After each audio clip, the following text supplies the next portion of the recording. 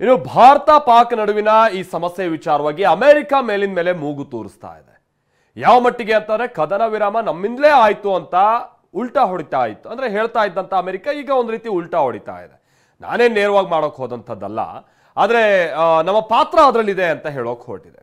ಈಗ ಪಾಕ್ ಸೇನಾ ಮುಖ್ಯಸ್ಥ ಮುನೀರ್ ನಡುವಿನ ಗುಪ್ತ ಒಪ್ಪಂದ ಅಮೆರಿಕದ ಜೊತೆಗೆ ಏನಿತ್ತು ಅನ್ನುವಂಥದ್ದು ರಟ್ಟಾಗ್ತಾ ಇದೆ. ಅಮೆರಿಕ ಪಾಕ್ ನಡುವೆ ಕ್ರಿಪ್ಟೋ ಕರೆನ್ಸಿ ಒಪ್ಪಂದ ಏನದು? ಡೊನಾಲ್ಡ್ ಟ್ರಂಪ್ ಕುಟುಂಬ, ಆಸಿಮ್ ಮುನೀರ್ ಭಾಗಿ. ಏಪ್ರಿಲ್ 22 ಜಮ್ಮು ಕಾಶ್ಮೀರದ ಪಹಲ್ಗಾಮ್ನಲ್ಲಿ 26 ಪ್ರವಾಸಿಗರ ನರಮೇಧ ನಡೆದಿತ್ತು. ಈ ವಿಚಾರ ಚರ್ಚೆಯಲ್ಲಿ ಇರುವಾಗಲೇ ಮತ್ತೊಂದು ವಿಚಾರ ಮುನ್ನೆಲೆಗೆ ಬಂದಿದೆ. ಅದೇನೆಂದರೆ, ನರಮೇಧಕ್ಕೂ ಕೆಲ ದಿನಗಳ ಮೊದಲು ಅಮೆರಿಕದ ವರ್ಲ್ಡ್ ಲಿಬರ್ಟಿ ಫೈನಾನ್ಷಿಯಲ್ ಸಂಸ್ಥೆ ಮತ್ತು ಪಾಕ್ನ ಹೊಸ ಸಂಸ್ಥೆಯಾದ ಕ್ರಿಪ್ಟೋ ಕೌನ್ಸಿಲ್ಗಳ ನಡುವಿನ ಗುಪ್ತ ಒಪ್ಪಂದ. ಹಾಗಿದ್ರೆ ಏನಿದು ಒಪ್ಪಂದ?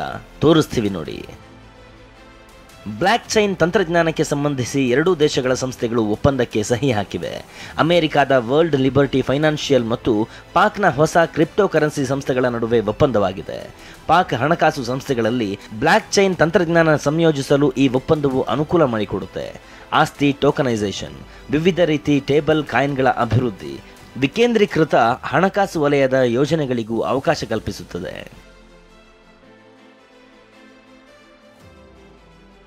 ಇನ್ನು ಅಮೆರಿಕದ ವರ್ಲ್ಡ್ ಲಿಬರ್ಟಿ ಫೈನಾನ್ಷಿಯಲ್ ಸಂಸ್ಥೆಯಲ್ಲಿ ಅಮೆರಿಕ ಅಧ್ಯಕ್ಷ ಟ್ರಂಪ್ ಮಕ್ಕಳು ಮತ್ತು ಪಾಕ್ನ ಕ್ರಿಪ್ಟೋ ಕೌನ್ಸಿಲ್ನಲ್ಲಿ ಭೂಸೇನಾ ಮುಖ್ಯಸ್ಥ ಜನರಲ್ ಆಸಿಮ್ ಮುನೀರ್ ಕುಟುಂಬ ಒಡೆತನ ಹೊಂದಿದೆ.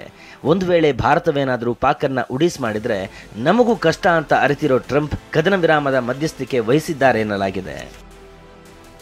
ಅಮೆರಿಕದ ವರ್ಲ್ಡ್ ಲಿಬರ್ಟಿ ಫೈನಾನ್ಷಿಯಲ್ ಸಂಸ್ಥೆಯು ಕ್ರಿಪ್ಟೋ ಕರೆನ್ಸಿ ಮತ್ತು ಬ್ಲಾಕ್ ಚೈನ್ನಲ್ಲಿ ಹೂಡಿಕೆ ಮಾಡುತ್ತೆ.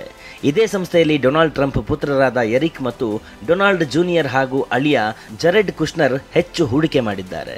ಮೂವರು ಒಟ್ಟಾಗಿ 60% ಪಾಲು ಹೊಂದಿದ್ದಾರೆ. ಈ ಸಂಸ್ಥೆಯು ಏಪ್ರಿಲ್ನಲ್ಲಿ ಪಾಕ್ನ ಕ್ರಿಪ್ಟೋ ಕೌನ್ಸಿಲ್ನೊಂದಿಗೆ ಒಪ್ಪಂದಕ್ಕೆ ಸಹಿ ಹಾಕಿದೆ. ಪಹಲ್ಗಾಮ್ ನರಮೇಧಕ್ಕೂ ಕೆಲ ದಿನಗಳ ಮುನ್ನವೇ ಇಸ್ಲಾಮಾಬಾದ್ನಲ್ಲಿ ಎರಡೂ ಸಂಸ್ಥೆಗಳು ಒಪ್ಪಂದಕ್ಕೆ ಸಹಿ ಹಾಕಿದ್ವು. ಈ ಒಪ್ಪಂದಕ್ಕೆ ಸಹಿ ಹಾಕೋದಕ್ಕೆ ವಾಷಿಂಗ್ಟನ್ನಿಂದ ಉನ್ನತ ಮಟ್ಟದ ತಂಡವು ಇಸ್ಲಾಮಾಬಾದ್ಗೆ ತೆರಳಿತ್ತು. ತಂಡವನ್ನ ಪಾಕ್ ಭೂಸೇನಾ ಮುಖ್ಯಸ್ಥ ಆಸಿಮ್ ಮುನೀರ್ ವೈಯಕ್ತಿಕವಾಗಿ ಸ್ವಾಗತಿಸಿದ್ರು. ಪಾಕ್ ಪ್ರಧಾನಿ ಶಹಬಾಜ್ ಶರೀಫ್ ಕೂಡ ಉಪಸ್ಥಿತರಿದ್ದರು. ಅಷ್ಟೇ ಅಲ್ಲದೆ ಆಸಿಮ್ ಮುನೀರ್ ಡೀಲ್ ಕುದುರಿಸಿದ್ರು.